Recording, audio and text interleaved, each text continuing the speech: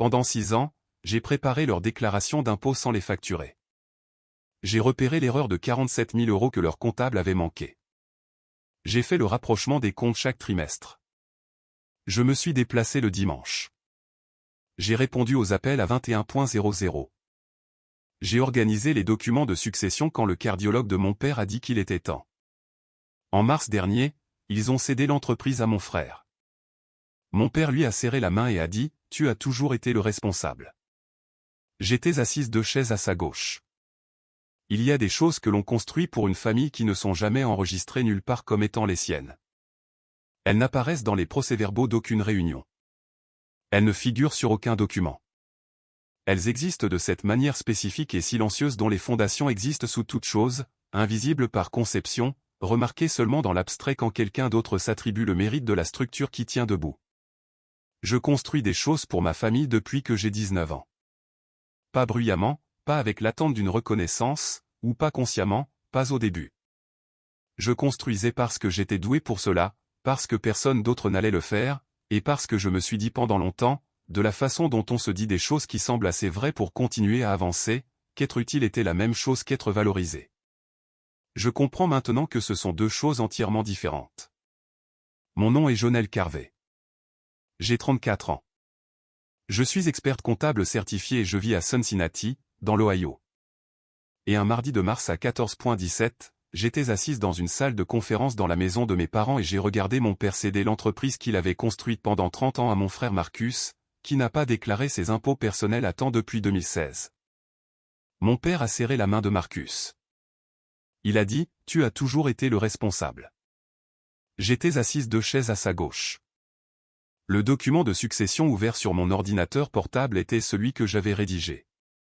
Voici ce qui a précédé ce moment et ce que je fais depuis. Avant de vous raconter ce qui s'est passé dans cette pièce, je veux vous demander quelque chose. Quel temps fait-il là où vous êtes en ce moment? Est-ce le genre de jour qui donne l'impression qu'il ne devrait pas avoir d'importance, froid, gris et particulier? Ou est-ce ordinaire? Le genre d'après-midi qui ne s'annonce pas? Je demande parce que j'ai réfléchi à la différence entre les jours qui semblent importants et les jours qui le sont simplement. Le mois de mars à Cincinnati n'est ni l'un ni l'autre. C'est le mois qui n'arrive pas à décider ce qu'il veut être. Ce mardi-là était couvert, il faisait 44 degrés et c'était totalement banal de l'extérieur. Et j'ai conduit jusqu'à la maison de mes parents sur Fairfax Avenue dans la même Honda que je conduis depuis 6 ans, avec le chauffage allumé. Une tasse de café de voyage dans le porte-gobelet et le document de 22 pages que j'avais passé 11 jours à rédiger chargé sur mon ordinateur portable sur le siège passager. Je ne savais pas en conduisant jusque-là que c'était la dernière fois que je ferais ce trajet en tant que la personne que ma famille appelait quand quelque chose devait être fait correctement. Mon père, Gérald Carvé, a 64 ans. Il a lancé Carvé Commercial Service, une entreprise de taille moyenne de nettoyage commercial et de gestion d'installations dans la grande région de Cincinnati en 1993 avec un seul contrat et une camionnette qu'il avait empruntée à son beau-frère.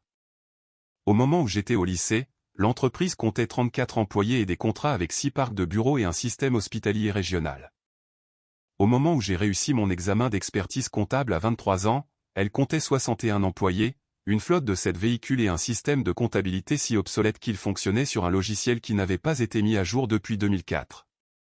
Mon père est un homme qui est extraordinaire pour commencer des choses et en construire la première version, et considérablement moins intéressé par l'entretien qui suit. Il est chaleureux de la manière dont les gens sont chaleureux quand les pièces se remplissent naturellement autour d'eux, quand ils n'ont jamais eu à travailler pour attirer l'attention parce que l'attention est arrivée tôt et est restée. Il raconte des histoires au dîner qui durent plus longtemps qu'elles ne le devraient et tout le monde écoute parce qu'il les raconte bien. Il connaît les noms des enfants de ses employés, les mois de leurs anniversaires de mariage et les équipes qu'ils soutiennent. Il est véritablement très aimé et il n'a jamais de sa vie eu à se demander pourquoi. Je veux être précise à ce sujet car j'ai passé des années à ne pas l'être. Des années à adoucir les contours de ce que je remarquais pour en faire quelque chose de plus gérable, quelque chose dans lequel je pouvais vivre sans que cela change la façon dont je me comportais lors des dîners du dimanche. Des tables de fête et des appels trimestriels où mon père disait « Jono, je ne sais pas ce que nous ferions sans toi ». Et il le pensait de la manière dont les gens pensent les choses qui ne leur coûtent rien à dire. Mon père m'aime. J'en suis certaine dans le sens factuel et simple. Il a aussi appris quelque part très tôt à mesurer la valeur d'un enfant au volume de sa présence, et je n'ai jamais été bruyante, et Marcus n'a jamais été silencieux, et cette arithmétique a été réglée bien avant que je ne comprenne que j'y étais incluse. Marcus a 37 ans. Il a 3 ans de plus que moi et fonctionne depuis aussi longtemps que je me souvienne avec la confiance particulière de quelqu'un à qui on n'a jamais demandé de faire ses preuves auprès des personnes qui comptent le plus pour lui. Il n'est pas malveillant. Je veux être clair à ce sujet parce que cette histoire pourrait facilement être racontée comme l'histoire d'un méchant et ce n'est pas ce qu'elle est.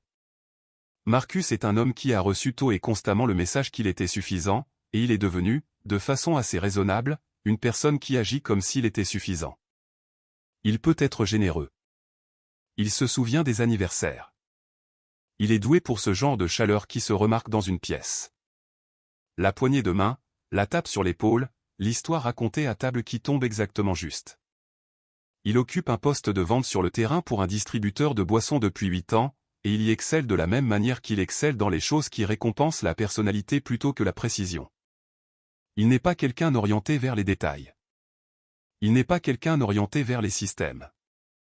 Il a déclaré ses impôts personnels de 2021 en novembre 2022 après un avis de pénalité et m'a appelé à 19h00 un jeudi pour me demander de lui expliquer ce qu'était un paiement estimé. Je le lui ai expliqué. Je ne l'ai pas facturé. Je suis devenu experte comptable parce que les chiffres avaient un sens pour moi d'une manière que d'autres choses n'avaient pas, et parce que j'ai découvert tôt dans ma carrière qu'il y avait une satisfaction spécifique dans le genre de travail qui exigeait une exactitude absolue. La certitude que la réponse était soit juste, soit fausse. Que la précision n'était pas facultative, que la norme existait indépendamment du fait que quelqu'un reconnaisse ou non que vous l'aviez atteinte. Je travaille pour le même cabinet d'expertise comptable de taille moyenne, Hendricks & Law, depuis 9 ans. Je gagne un salaire que je ne vais pas décrire en détail, mais qui est confortable, que j'ai construit avec soin et que je gère avec la même précision que j'applique à tout le reste. Je suis doué dans mon travail. Je suis la personne que mes clients appellent quand quelque chose ne va pas, parce qu'ils savent que je vais trouver le problème, que je vais le réparer et que je vais le leur expliquer sans condescendance. Dans un langage qui respecte le fait qu'ils comprennent leur entreprise même s'ils ne comprennent pas le code des impôts. J'ai commencé à aider aux finances de l'entreprise de mes parents en 2018 quand j'avais 27 ans. Lorsque mon père a mentionné à la fête de Thanksgiving que leur comptable depuis 12 ans avait pris sa retraite et qu'ils avaient du mal à trouver un remplaçant. J'ai proposé d'y jeter un œil. C'est comme ça que ça a commencé. J'y ai jeté un œil. Je m'y suis rendu un dimanche de décembre avec mon ordinateur portable et j'ai passé 4 heures à examiner les comptes. Et à la fin de ces 4 heures, j'ai compris que l'entreprise fonctionnait avec une infrastructure financière qui n'avait pas été mise à jour depuis plus d'une décennie. Que la structure de l'entité était inefficace pour leur niveau de revenu actuel et qu'il y avait 3 catégories de dépenses récurrentes qui étaient fausses depuis si longtemps qu'elles étaient devenues invisibles. Je n'ai pas dit tout cela d'un coup. J'ai dit que je pensais pouvoir aider à organiser les choses et que je serais heureuse de m'en charger. Et mon père a dit, Jonel, ce serait incroyable. Et ma mère m'a serré la main de l'autre côté de la table de la cuisine, et ce fut le début de ces 6 années. Je veux vous dire à quoi ont réellement ressemblé ces 6 années, car je pense que le résumé disant qu'elle a aidé avec les finances ne porte pas le poids spécifique de ce que c'était. Chaque mois de janvier, je préparais leur déclaration fiscale professionnelle fédérale et d'État. Je préparais également les déclarations personnelles de mes parents, ainsi que celles de Marcus quand il le demandait, ce qui était le cas la plupart des années. Je faisais le rapprochement des comptes de l'entreprise à la fin de chaque trimestre, ce qui signifiait m'y rendre un dimanche avec mon ordinateur portable et m'asseoir à la table de la cuisine pendant 3 à 5 heures, selon la complexité de ce que je trouvais. Et je trouvais toujours quelque chose. Une dépense mal catégorisée, une mauvaise déduction, un paiement de fournisseur qui avait été enregistré 2 fois. J'ai assisté à la réunion annuelle de révision des assurances à partir de 2019 et j'ai négocié 2 réductions de primes en documentant l'historique des sinistres dans un format que leur courtier n'avait jamais vu auparavant. J'ai mis en place un nouveau système de logiciel de comptabilité en 2020, ce qui impliquait la migration de 8 années de données historiques et la formation de leur responsable de bureau, une femme nommée Denise Whitfield, qui était dans l'entreprise depuis 11 ans et qui a appris le nouveau système en 3 semaines et m'a envoyé une carte de remerciement manuscrite que j'ai toujours dans le tiroir de mon bureau à la maison. En 2019, j'ai repéré l'écart de 47 000 €. Je veux décrire cela avec précision parce que c'est la partie de mon travail qui, si une seule partie avait un jour dû être perçue par mon père comme une preuve de ce que je faisais, aurait dû être cette partie-là. Leur précédent comptable, un homme nommé Howard Brill, qui s'étaient occupés de leurs impôts pendant 7 ans avant que je ne prenne le relais, avaient mal classifié une série de paiements de location d'équipements comme des dépenses d'investissement sur 3 années fiscales consécutives. L'erreur n'était pas immédiatement visible. Elle nécessitait de croiser le tableau d'amortissement avec les contrats de location d'origine et d'effectuer une comparaison avec les directives applicables des services fiscaux, ce que j'ai fait au cours de 2 soirées en février, car quelque chose dans les chiffres me semblait faux. Et je ne laisse jamais de côté les choses qui me semblent fausses. La correction a entraîné une réduction de 47 000 € d'impôts payés en trop, récupérés sur 2 déclarations rectificatives. Mon père, quand je lui ai expliqué cela à la table de la cuisine un dimanche de mars, a dit « Jonel, tu es vraiment incroyable ». Il l'a dit avec un sentiment sincère. Il le pensait. Il s'est versé un verre d'eau et a dit « Que ferions-nous sans toi ?» Et j'ai dit « Faisons en sorte que vous n'ayez jamais à le découvrir ». Et il a ri et nous sommes passés à autre chose. Et rien n'a changé dans la structure fondamentale de la façon dont j'étais perçu dans cette famille. J'ai commencé le travail de planification de la succession à l'été 2022 après que le cardiologue de mon père, le docteur Patricia Mensa, lui a dit lors de son bilan de santé annuel que sa tension artérielle était élevée et que, compte tenu de son âge et de ses antécédents familiaux, il était temps de penser sérieusement à réduire son niveau de stress. Mon père me l'a dit au téléphone un mardi soir de juillet, de façon assez désinvolte, de la manière dont il me dit les choses qui sont en réalité importantes, avec la légèreté d'un homme qui a décidé de ne pas en être effrayé. Il a dit, le docteur dit que je devrais commencer à penser à prendre du recul par rapport au quotidien. Il l'a dit comme on dit, le docteur dit que je devrais boire plus d'eau. J'ai répondu, d'accord, parlons de ce à quoi cela ressemble. Nous avons parlé pendant 40 minutes. À la fin de l'appel, j'avais une liste de 7 points sur lesquels je devais faire des recherches avant que nous puissions avoir une véritable conversation sur les options de transition. Au cours des 4 mois suivants, j'ai élaboré le cadre de succession. J'ai recherché les 3 structures les plus viables pour la transition de l'entreprise, le transfert interne à la famille, la vente à un tiers et le rachat par la direction, et j'ai préparé une analyse comparative de chacune. Y compris les implications fiscales pour mes parents à leur niveau de revenus et d'actifs actuels, les risques opérationnels de chaque approche et les considérations de calendrier compte tenu des contrats et du personnel actuel de l'entreprise. J'ai consulté sur mon propre temps libre un collègue chez Hendrix & Law qui était spécialisé dans le travail de transition d'entreprise. J'ai examiné la structure existante de l'entité et identifié 2 modifications qui réduiraient la charge fiscale d'un transfert interne d'environ 31 000 €. J'ai contacté leur avocat d'affaires, un homme nommé Raymond Kowalczyk, qui avait rédigé l'accord d'exploitation initial en 2003 et qui, à 71 ans, était toujours vif et minutieux, et capable du genre d'attention particulière que requiert un bon travail juridique. Raymond et moi avons parlé 4 fois au cours de ces mois. Il m'a dit lors de notre 3e appel que ma préparation était l'analyse préalable à la transition la plus approfondie qu'il ait reçue d'un client familial en 20 ans de pratique. J'ai noté cela. Je ne note généralement pas les compliments, mais j'ai noté celui-là dans le petit carnet en cuir que je garde dans mon sac, et j'ai réfléchi à la raison pour laquelle je l'ai noté, et je pense que c'est parce qu'une partie de moi comprenait, même alors, que j'accumulais des preuves pour un plaidoyer que j'allais devoir faire un jour ou l'autre. Le document que j'ai produit faisait 22 pages. Il couvrait la structure de l'entité, le mécanisme de transfert recommandé, les implications fiscales dans 3 scénarios selon le moment choisi, le calendrier de transition, l'analyse des risques liés aux personnes clés, les considérations de personnel pour le vide de leadership et la liste de contrôle des documents pour le processus de clôture. Je l'ai envoyé à mon père fin octobre. Il m'a appelé le lendemain et m'a dit « Jonel, c'est extraordinaire ». Il a dit « Je ne sais pas comment tu fais ça ». J'ai répondu « C'est mon métier, papa ». Il a dit « Nous devons nous asseoir et parler des prochaines étapes ». J'ai dit « Absolument. Quand tu seras prêt. Je veux vous parler des dimanches.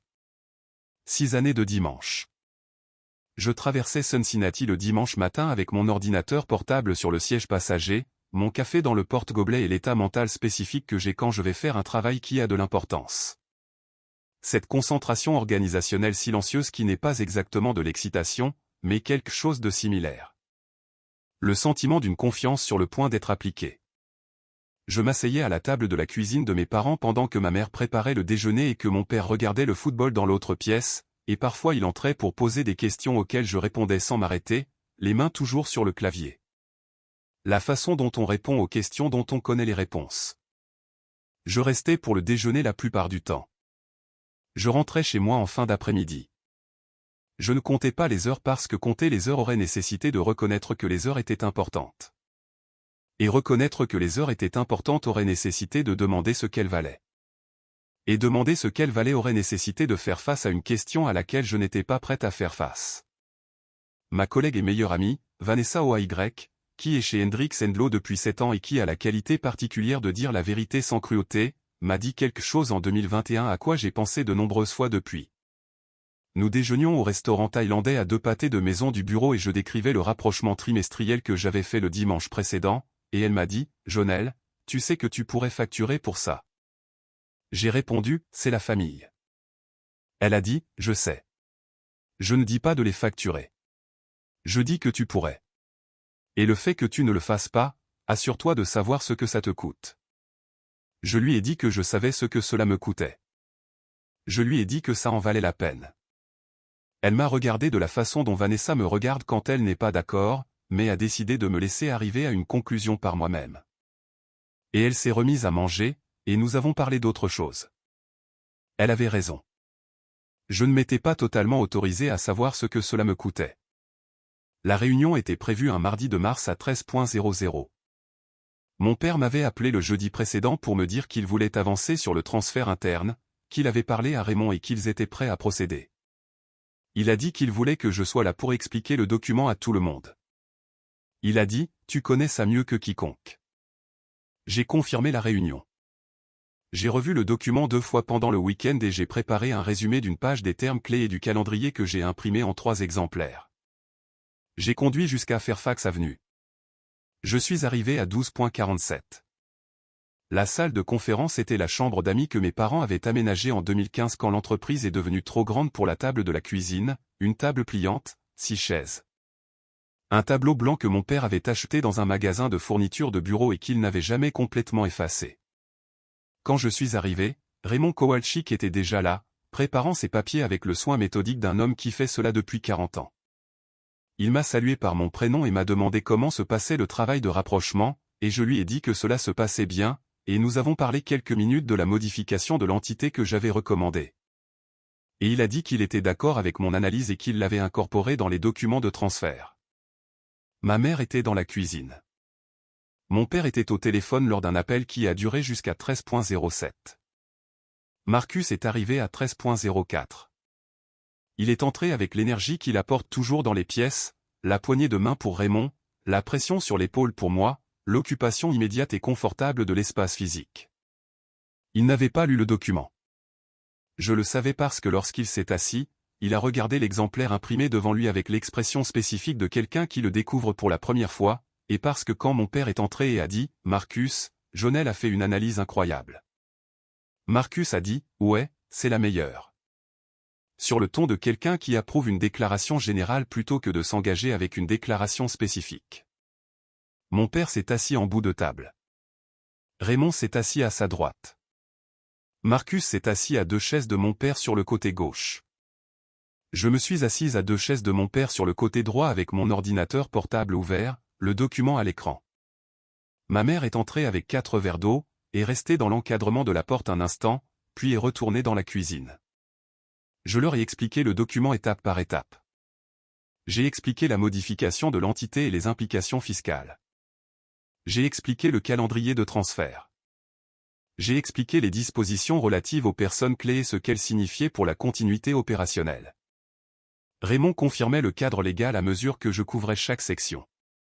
Mon père a posé 3 questions, toutes de bonnes questions, le genre de questions qui me disaient qu'il avait lu au moins le résumé exécutif. Marcus a posé une question pour savoir s'il devait signer quelque chose aujourd'hui, ce qui n'était pas une question sur le document, mais une question sur le processus, ce qui me disait ce avec quoi il s'était engagé et ce avec quoi il ne s'était pas engagé. J'y ai répondu. Raymond a parcouru les documents à signer. Mon père a pris le stylo. Il a d'abord regardé Marcus. Je veux être précise à ce sujet. Ce ne fut pas un long regard. C'était la demi-seconde qui précède une décision déjà prise.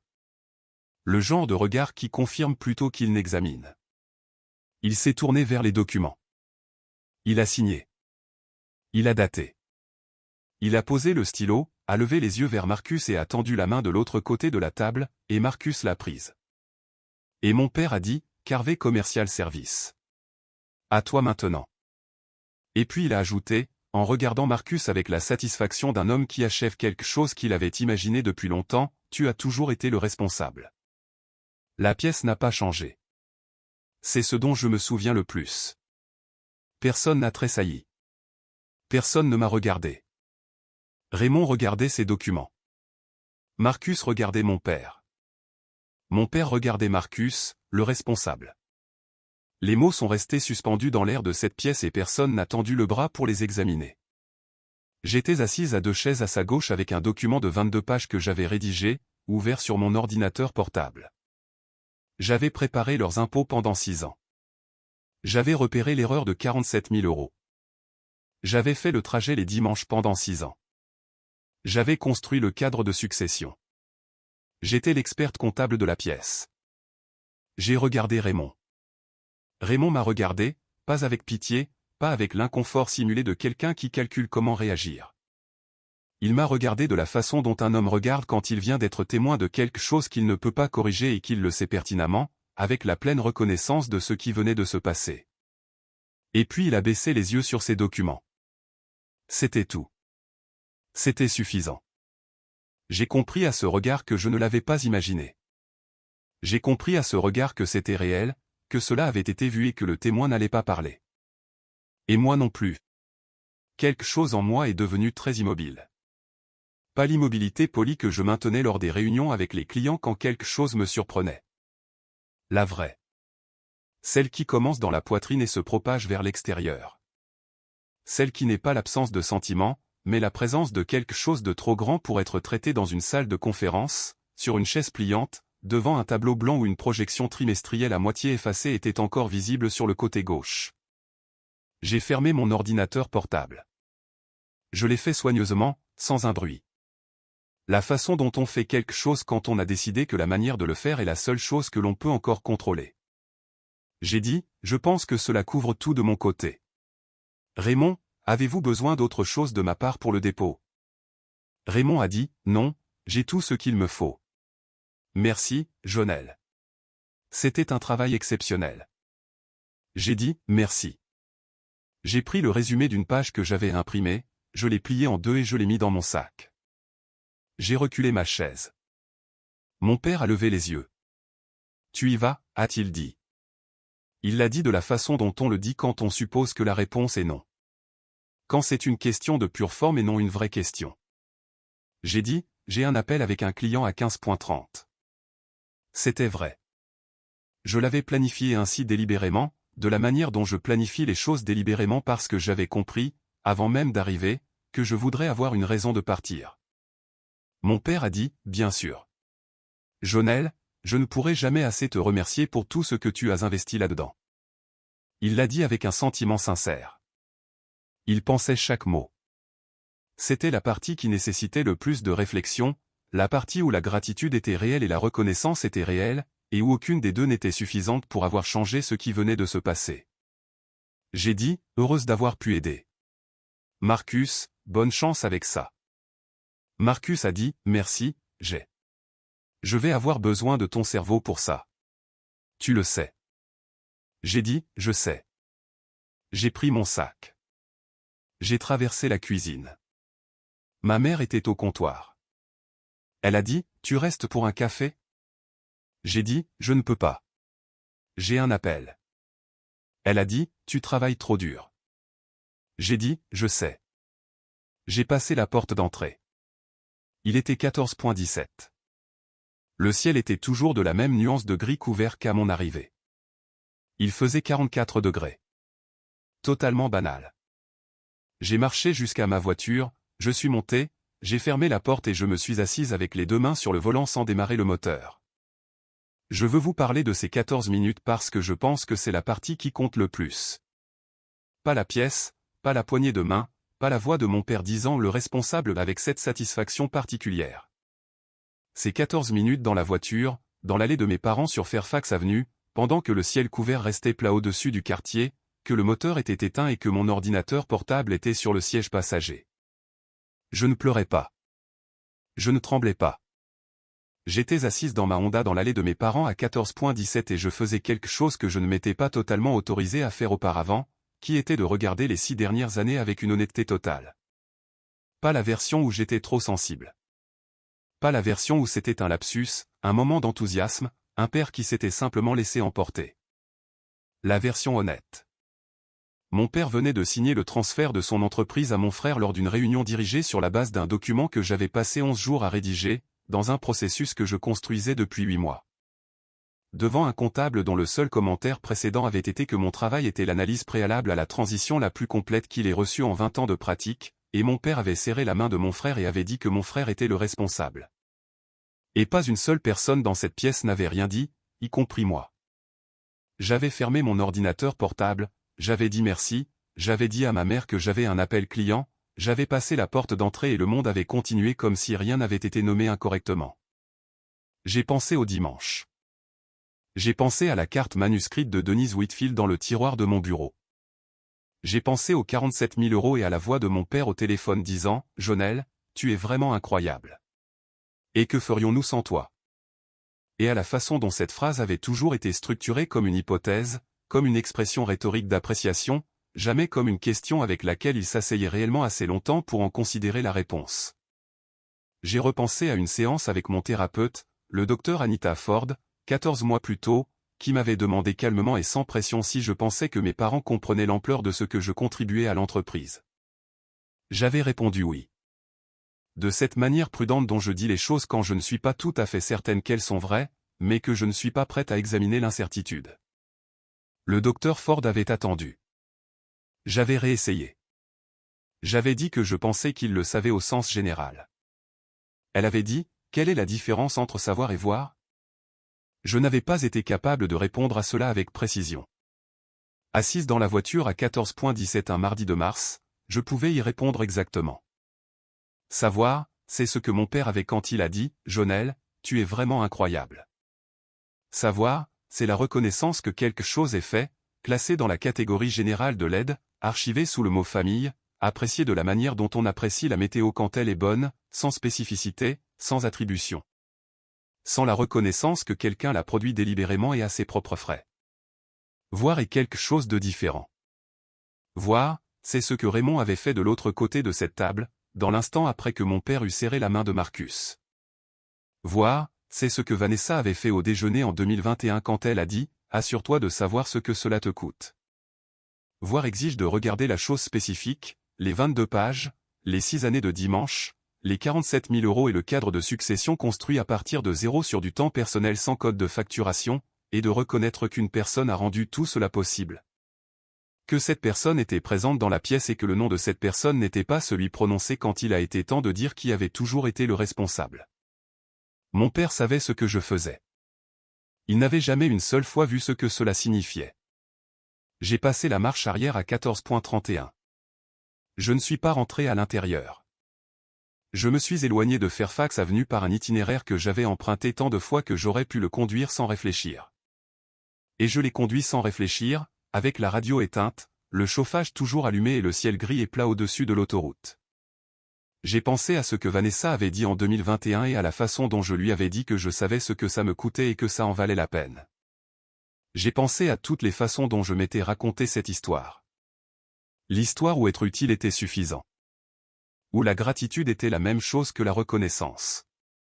Où le travail parlait de lui-même, où un jour le bon moment arriverait et mon père regarderait ce que j'avais construit et comprendrait spécifiquement et complètement ce qu'il avait fallu faire et qu'il avait fait. Je m'étais raconté cette histoire pendant 6 ans. J'avais conduit jusqu'à Fairfax Avenue le dimanche avec mon ordinateur portable et mon café pendant 6 ans. Le bon moment était arrivé, et mon père l'avait regardé et avait serré la main de mon frère. Je suis rentré chez moi à 15.44. Je me suis assise à la table de ma cuisine, j'ai ouvert mon ordinateur portable et j'ai rejoint mon appel client de 15.30 avec 7 minutes de retard. Je me suis excusé, j'ai mené l'appel professionnellement pendant 51 minutes et j'ai résolu le problème pour lequel le client avait appelé, qui était une divergence dans leurs paiements estimés du 4e trimestre qui s'est avéré être une erreur de saisie de données. Et après l'appel, je suis resté assise à la table avec l'ordinateur portable ouvert et je n'ai pas bougé pendant un moment.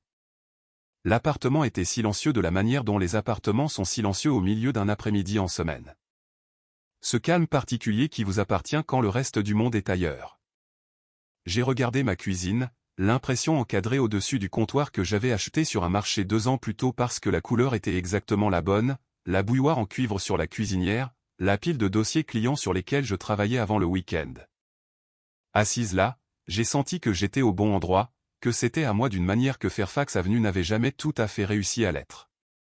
Être indispensable n'est pas la même chose qu'être irremplaçable. Je veux faire attention à cette distinction parce que j'ai passé beaucoup de temps à les confondre. Indispensable signifie qu'ils ont besoin de ce que vous faites. Irremplaçable signifie qu'ils savent que c'est vous qui le faites. Ma famille avait besoin de ce que je faisais. Ils n'ont finalement pas vu qui le faisait. Pas spécifiquement, pas de la manière qui aurait exigé d'eux d'ajuster l'histoire qu'ils racontaient sur quel enfant avait toujours été le responsable. Mon père m'a envoyé un message le 3e jour. Je sais que c'était le 3e jour parce que je n'avais pas regardé mon téléphone le 1er jour ou le 2e jour avec la moindre attente d'avoir de ses nouvelles, et parce que le 3e jour, un jeudi à 11h23 du matin. Mon téléphone a vibré sur mon bureau au travail et je l'ai pris et j'ai lu, Jonel, Marcus a dit que tu étais parti tôt mardi. Tout va bien? Ta mère demande. Je l'ai lu 2 fois. Il avait écrit mon prénom correctement, les 4 syllabes complètes avec la lettre majuscule. J'ai posé le téléphone face vers le bas sur mon bureau et j'ai regardé le dossier client sur lequel je travaillais, un examen trimestriel pour une petite entreprise de fabrication à Blue Ash, et j'ai pensé au message. Il ne s'était pas rendu compte que j'étais parti tôt. Il avait fallu que Marcus le lui dise. Il n'avait pas écrit parce qu'il avait remarqué quelque chose, mais parce que ma mère posait la question, ce qui signifiait que ma mère l'avait remarqué et lui avait demandé de faire un suivi. Ce qui signifiait que l'inquiétude concernant mon absence était acheminée par les mêmes canaux que tout le reste dans cette famille, par l'intermédiaire des personnes qui faisaient du bruit à propos des choses jusqu'à ce que quelqu'un s'en occupe. Je n'avais jamais fait de bruit. J'avais toujours été celle vers qui le bruit était acheminé. Je n'ai pas répondu ce jour-là. Je n'ai pas répondu le lendemain. Le 5e jour, un samedi à 9h47 du matin, Vanessa a appelé. Elle a dit, « Est-ce que ça va ? » Tu as été silencieuse. J'ai dit, « Ça va. Vraiment bien. Pas un faux bien. » Elle a dit, « Raconte-moi. » Alors, je lui ai raconté. Je lui ai parlé de la pièce, du stylo, de la poignée de main et du responsable. Je lui ai parlé des 14 minutes dans l'allée. Je lui ai parlé des 6 années de dimanche, des 47 000 € et du document de 22 pages ouvert sur mon ordinateur portable. Vanessa est restée silencieuse un moment. Puis elle a dit, « Je te l'avais dit. » Elle l'a dit sans satisfaction. Elle l'a dit de la façon dont on dit la vérité à une personne qu'on aime quand la vérité est enfin arrivée. J'ai dit, « Je sais. » Elle a dit, « Qu'est-ce que tu vas faire ? » J'ai dit, « Je ne sais pas encore. » Quelque chose de différent de ce que tu faisais, a-t-elle dit. Bien. Elle a tiré quelque chose vers elle. J'ai entendu le son d'un contenant qui s'ouvrait, des plats à emporter, et derrière sa fenêtre, le samedi matin était ce qu'il était. Et j'étais assise à la table de ma propre cuisine avec la bouilloire en cuivre sur la cuisinière, les plans de site et le silence qui m'appartenaient complètement. Et j'ai eu l'impression, pour la première fois en 6 ans, de ne pas attendre quelque chose. J'ai répondu au message de mon père 11 jours après qu'il l'eut envoyé. J'ai fait court. J'ai dit que j'allais bien, que j'avais besoin de temps et que je le contacterais quand je serais prête à avoir une vraie conversation. Je n'ai pas donné d'explication. Je ne me suis pas excusé. Je n'ai pas ajouté les nuances que j'aurais ajoutées 1 an plus tôt. J'ai juste besoin d'un peu d'espace associé au je suis sûr que ce n'était pas intentionnel et au je sais que tu apprécies tout ce que je fais. Je sais que j'avais déjà écrit ce message auparavant sous différentes formes, lors d'appels téléphoniques, dans des conversations de cuisine et dans les messages prudents que je composais les dimanches en rentrant de Fairfax Avenue quand quelque chose n'était pas bien passé et que je l'avais laissé couler sans le nommer. Je n'allais pas l'écrire à nouveau. J'ai envoyé ce que j'ai envoyé, j'ai mis mon téléphone dans la poche de mon manteau, j'ai marché jusqu'au café situé à 3 pâtés de maison de mon appartement et je me suis assise sur la banquette près de la fenêtre avec le livre que j'avais l'intention de finir depuis 2 mois. Et j'ai lu pendant 1h30 sans vérifier mes messages. Marcus m'a envoyé un message en avril. Il a dit, « Salut, j'ai j'essaie de comprendre la comptabilité du premier trimestre. Peux-tu m'expliquer le processus de rapprochement? J'ai regardé ce message pendant longtemps. J'ai pensé au trajet du dimanche. J'ai pensé à l'ordinateur portable sur le siège passager, au café dans le porte-gobelet et aux 3 à 5 heures à la table de la cuisine. J'ai répondu, je ne m'occuperai plus de la comptabilité à l'avenir. Denise connaît bien le système. Elle le gère depuis 4 ans et elle est douée. Si tu as besoin de plus de soutien, Hendrik Sendlo s'occupe de comptabilité d'entreprise. Je peux t'envoyer leurs coordonnées. Il a répondu, oh, d'accord. Est-ce que tout va bien? J'ai écrit, tout va bien. Bonne chance pour le premier trimestre. J'ai posé le téléphone face vers le bas sur mon bureau, je suis retourné à l'examen trimestriel de l'entreprise de fabrication et je n'y ai plus repensé ce jour-là. Je vois toujours le docteur Ford une semaine sur 2. Lors de notre séance d'avril, elle m'a demandé ce que j'avais ressenti en envoyant ce message à Marcus. Je lui ai dit que c'était comme poser quelque chose que je portais depuis si longtemps que j'avais cessé d'en remarquer le poids. Elle a demandé, que pensiez-vous qu'il allait se passer si vous continuiez à le porter? J'ai répondu, je pense que je croyais que, finalement, son poids deviendrait visible pour eux, que quelqu'un remarquerait tout ce que je soutenais et le reconnaîtrait. Elle a dit, et le poids est invisible jusqu'à ce que vous le posiez. Le moment où vous le posez est le premier moment où quelqu'un remarque qu'il existait. Elle a demandé, qu'est-ce que vous ressentez maintenant? J'y ai réfléchi un instant. J'ai pensé au dimanche matin que je passais désormais différemment, à lire ou à travailler sur des choses qui étaient à moi, ou à appeler Vanessa.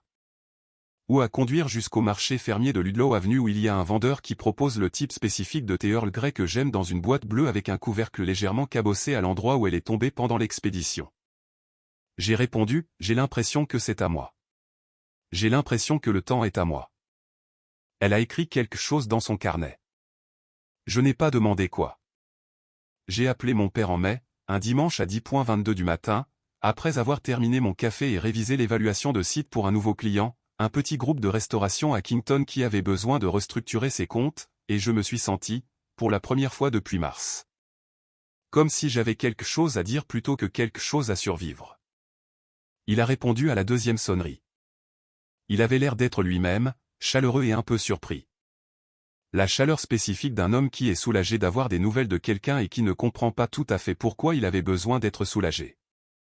Nous avons parlé pendant 38 minutes. Il m'a dit que la transition avait été plus difficile que ce à quoi il s'attendait, que Marcus y travaillait mais qu'il y avait des systèmes qu'il ne comprenait pas, et que Denise avait été patiente, mais que des choses avaient dérapé au premier trimestre, des choses qui n'auraient pas dérapé avant. Il a dit cela sans avoir apparemment conscience de ce qu'il décrivait, sur le ton de quelqu'un qui rapporte des informations opérationnelles plutôt que de confirmer quelque chose concernant le choix qu'il avait fait. Je l'ai laissé terminer. J'ai dit, « Papa, je veux te parler de quelque chose. » Il a dit, « Bien sûr. » J'ai dit, « Tu as cédé l'entreprise à Marcus lors d'une réunion menée sur la base d'un document que j'ai rédigé, dans un processus que j'ai construit pendant 8 mois. Et ensuite tu lui as dit qu'il avait toujours été le responsable. J'étais à 2 chaises de toi. J'avais fait le travail financier de cette entreprise pendant 6 ans. » Il est resté silencieux. Pas le silence de quelqu'un qui compose une réponse. Le silence de quelqu'un à qui l'on vient de remettre quelque chose qu'il ne s'attendait pas à tenir. J'ai dit, je ne suis pas en train de te dire que la décision était mauvaise. C'est ton entreprise et c'était à toi de la donner à qui tu choisissais. Je te dis ce que ça m'a coûté d'entendre ce que tu as dit après avoir signé et pourquoi j'ai eu besoin de temps après. Il a dit après une longue pause, je n'ai pas pensé à l'effet que cela ferait. J'ai dit, je sais. Il a dit, Jonel, ce que tu as fait pour cette entreprise, je ne sais pas comment. J'ai dit, je sais, papa. C'est exactement avec ça que je vis. Il n'avait pas de réponse à cela. Je n'en avais pas besoin. Je n'appelais pas pour recevoir les excuses qui réinitialiseraient tout à la façon dont c'était avant, qui nous permettrait de retourner au dimanche sur Fairfax Avenue avec mon ordinateur portable et son match de football dans l'autre pièce. Cette version des choses était terminée, non pas parce que je le punissais, mais parce qu'elle était terminée depuis 6 ans, et que j'avais été la seule à ne pas l'avoir reconnue. J'appelais parce que j'avais passé 34 ans à être vu au sens général par un homme qui m'aimait et qui n'avait jamais appris à me voir au sens spécifique. Et j'avais décidé que s'il devait y avoir quelque chose de vrai entre nous à l'avenir, cela devrait commencer à l'endroit où j'avais dit la vérité clairement, sans arrondir les angles, sans rendre les choses plus faciles à contourner pour l'un comme pour l'autre. Nous avons terminé l'appel sans résolution. Je m'y attendais. Il a besoin de temps pour digérer les choses. Il peut y revenir ou non. J'ai cessé d'investir dans les prédictions. Ce que je peux vous dire, c'est ce que j'ai fait le dimanche suivant. J'ai conduit jusqu'au marché fermier de Ludlow Avenue et j'ai acheté la boîte de thé Earl Grey et un bouquet de renoncules dans la nuance particulière d'orange pâle que je mets sur la table de ma cuisine depuis que j'ai emménagé dans mon appartement il y a 3 ans. Et je suis rentré, j'ai préparé du thé et je me suis assise à ma propre table avec les fleurs dans un verre sur le comptoir et la matinée étant entièrement et complètement à moi.